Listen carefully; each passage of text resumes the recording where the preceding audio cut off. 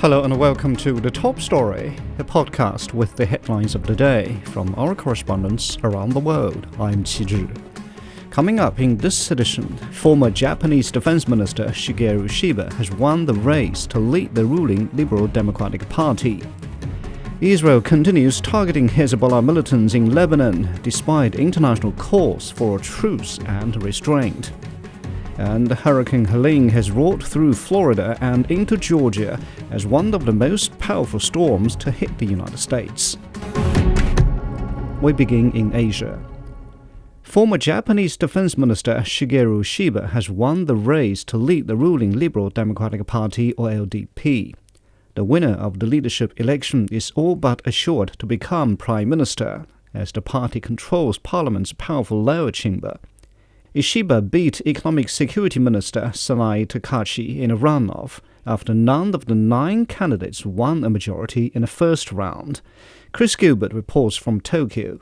Well, it's 5 times lucky for Shigeru Ishiba. It was his 5th run at president of the party. In 2018, he even had the gall, as people said at that time, to go up against the late Shinzo Abe and was defeated, but not this time.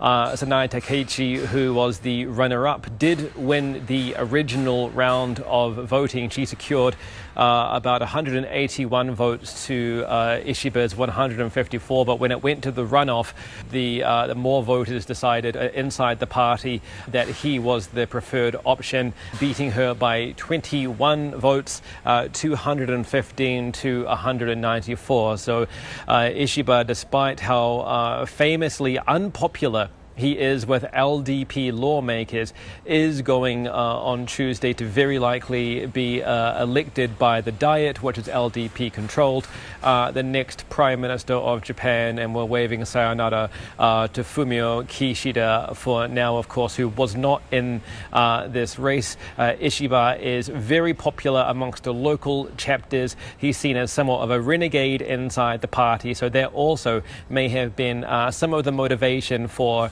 members to elect him over Sanai Takaichi. He is a strong advocate for strengthening the self-defense forces. He is a strong advocate for codifying the self-defense forces in Japan's constitution and for a more active, protected, as he says, Japan in geopolitics.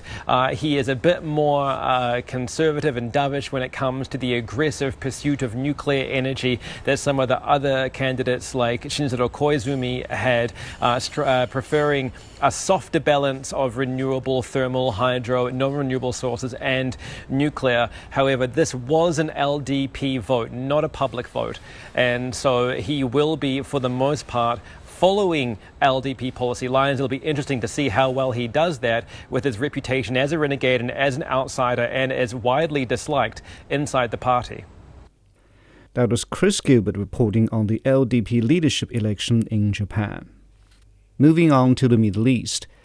Israel continues targeting Hezbollah militants in Lebanon, despite international calls for a truce and restraint. The Lebanese Health Ministry said on Thursday that nearly 100 people were killed within a 24-hour period. Both sides confirmed that an Israeli strike on Beirut's southern suburbs killed the head of Hezbollah's drone unit. Evangelist Sipsas visited the site of the attack and followed this report. Well, we are standing in front of actually one of those buildings, the building that was attacked here in Beirut, in the district of Dahiya, the southern suburb of Beirut, a stronghold for Hezbollah. A precision airstrike that had targeted a high commander in the Hezbollah organization, specifically a person who's responsible for the aerial unit, to the one who's pretty much responsible for the drones of Hezbollah.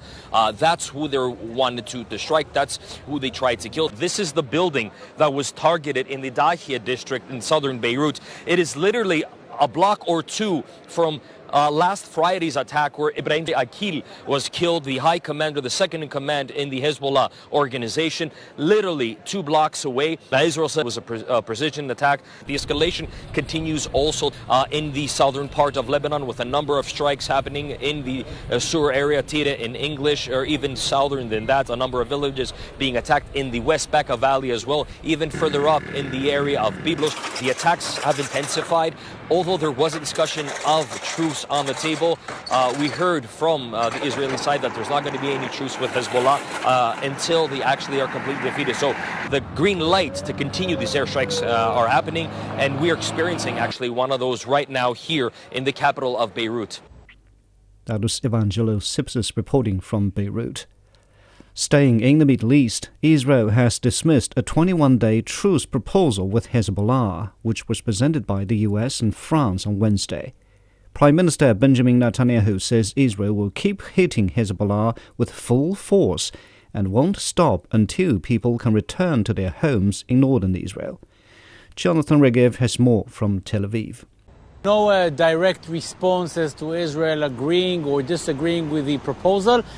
Two things that have come. One, the Prime Minister's office saying that there is a proposal on the table, one that was put forward by France and the United States. No comment from Israel. Upon arriving to New York for a speech at the General Assembly, that Israel is pushing forward with the operation in Lebanon, which is meant to bring back the residents of northern Israel safely to their homes. These are the responses to this offer. There was a direct mentioning by Foreign Minister Israel Katz, who said loud and clear, no ceasefire on the horizon. We are moving forward with the operation in Lebanon. And Defense Minister Yoav Gallant tweeting that he approved plans for the continuation of the operation. No mentioning in this tweet about the proposed ceasefire plan put forward by the French and the Americans, but everything indicating that Israel is so far not looking at this as something that is about to happen,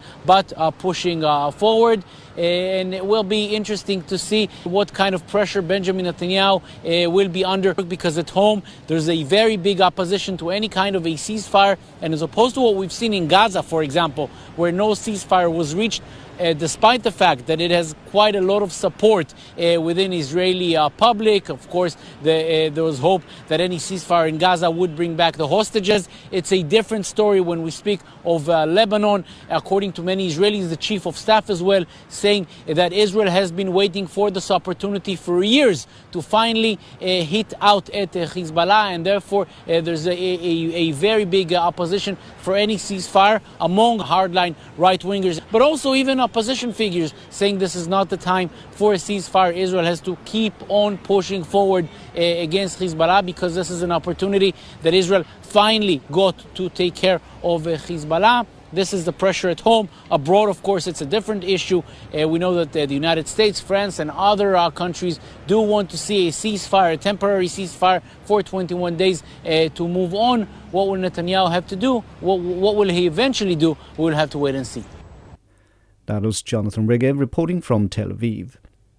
In North America, Hurricane Helene roared through Florida and into Georgia on Friday as one of the most powerful storms to hit the U.S., with fears of deaths and widespread destruction in its wake.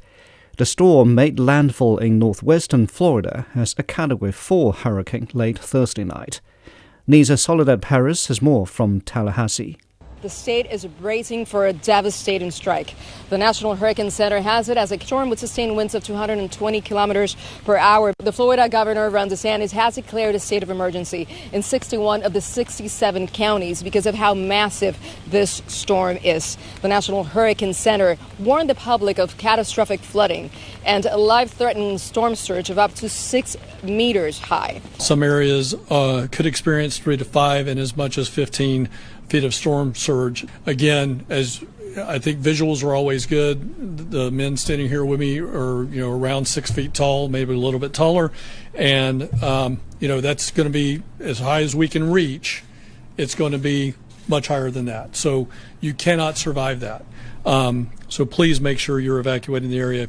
This rain that it's following Hurricane Helene, it's already impacting lots of cities, including Sarasota, St. Petersburg. Now, it's important to notice that the Big Bend region is not part of the Hurricane Alley, but this will be the third storm impacting this area in about 13 months. The National Guard has been activated. Schools are closed. Airports are closed. Shelters are open to the public. There were mandatory evacuations. More than 40 million people are under hurricane and tropical storm warnings in Alabama, Georgia, and here in Florida. That was Nita Solid at Paris reporting from Florida. Finally, in Africa, the remains of dozens of anti-apartheid activists who died in exile in Zambia and Zimbabwe more than 30 years ago have been returned to South Africa.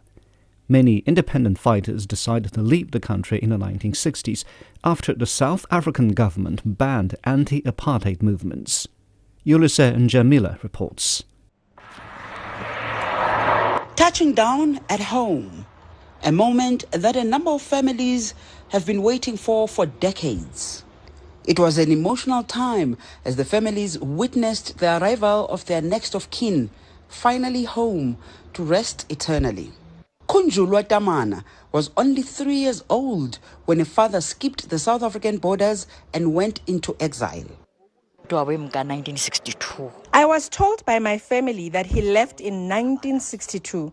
He was apparently a member of the ANC armed wing, Umkhonto Wesizwe.